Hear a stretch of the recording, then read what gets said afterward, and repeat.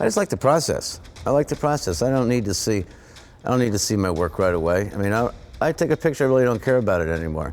You know, I'll eventually get to it. I have, you know, about 175 rolls of film, you know, unprocessed at home right now. I mean, you know, I'll get to it. Dating back how far? Probably about a year, some of it. I like the act of photographing. I mean, I love the pictures when I finally get around to it. But to me, I like photographing. I like going out in the street and photographing. You know, there's, when we were talking, I was thinking about how, you know, people that make things and go and they create their photographs, and you really are, your photographs are all about sort of, I think, intuition. And, you know, everybody has interesting experiences for 9/11. You know, everybody has their story about 9/11, how it affected them, where they were. And yours is probably one of the most interesting. Being so far uptown, they sent me to hospitals. So I spent the first day, you know, trying to go to hospitals, and it was day 2 that I really got on the story, and tried to get on the site, and couldn't get in day 2.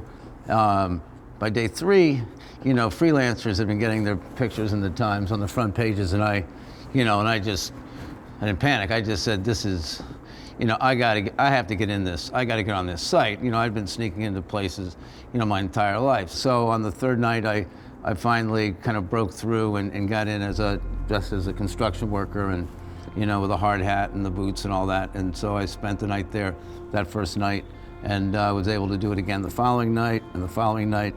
And then there was a big assignment that came in, and since I had already been on the site, you know, more than anyone else on the staff, then I was given this assignment where I had basically the only, you know, sanctioned journalist down there, you know, for 5 days, which was, you know, one of the days that I was able to, you know, get you in. This picture is,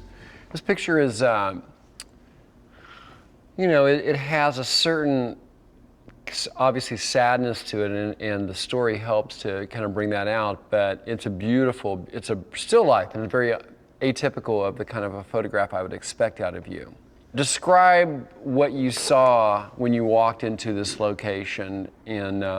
Well, you know, first off, you know, 9/11 was such a unanticipated surprise event that, you know, before I really started photographing down there, I literally just paused and I tried to think about, you know, what are you going to do in this? What would you like to do in this assignment if you had a choice? If you could come up with one great photograph, what would it be? And I just thought that since the event was so unanticipated and such a surprise, that the picture that I would pull out of this, if I could do it, would be a surprise for me, kind of a picture that I couldn't anticipate.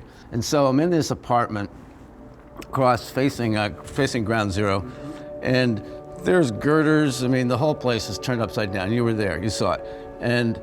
And yet in the middle of the room sat this tea set that was, you know, virtually, you know, was unscathed. And I walked past it once and looked at it, and it was just like, you know, it's like, look at this. And then I kept walking, and then I'd be crisscrossing through the apartment for like 2 hours, and finally, and without taking a picture.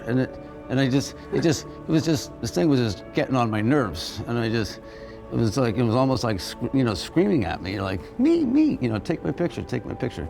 And I just was about to leave, and it was time to go, and I took 2 or 3 frames, and it was just like, you know, shut up already.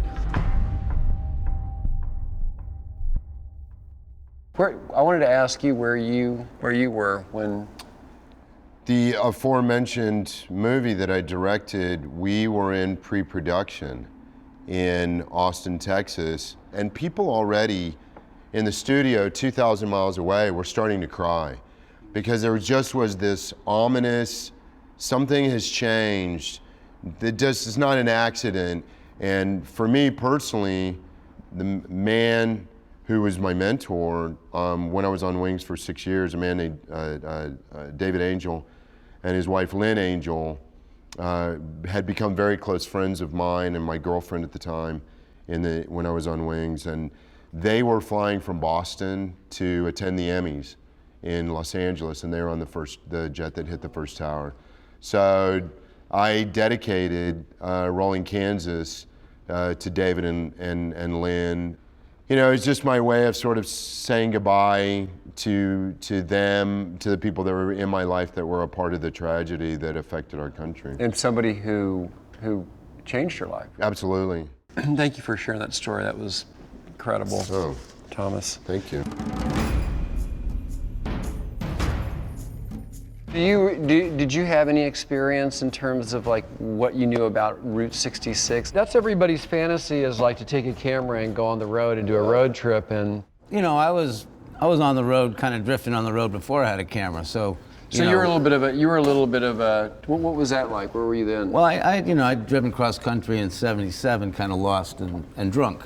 And and in fact, Texas was a big challenge for me. I went down to Galveston, and then I wound up in Amarillo on 66. But my challenge was to get across 66 without buying a gun, and because everybody had a gun. So you were in Amarillo, so to get across the Panhandle. Yeah, and then I went straight from Amarillo to LA, and it wasn't until 12 years later that I wound up actually doing it again, with a camera. And I think there is a theme in my work of if it's loneliness or alienation. But you know what I mean by there's like this sense of totally being invisible. Like this would be the greatest moment in like a Mike Leigh movie. And did she know that you were there? Oh, right after that picture she did, and then she... And then is that when you started dating? That's when I had to run for my life. I mean, she became very agitated. Oh, she did? Oh, you yeah. took a picture. Well, it could have been the same picture in Crown Heights of a couple people carting you off. Yeah. It's funny because you were talking earlier about, being a chameleon and kind of falling to the situation. So when you say a chameleon, I mean, do you literally like dress and change and morph into whatever situation you're walking into? When I'm dealing one-on-one with somebody, I will unconsciously or subconsciously just sort of tailor my sort of speech and my body language, and I just try to become someone that they're just like totally comfortable with. Right, it's like you're their best friend. I was naked in some coverage, but I also stripped down in the audition. And I said, I'm sure everybody is going to do this. And he said, no, you're the only guy that's done it. People tend to just photograph things instead of kind of looking at them. It's like a click slideshow. People, they just go through boom, boom, boom, boom, boom, boom, boom. And maybe I'm an asshole, but it's the graying of a brilliant art form.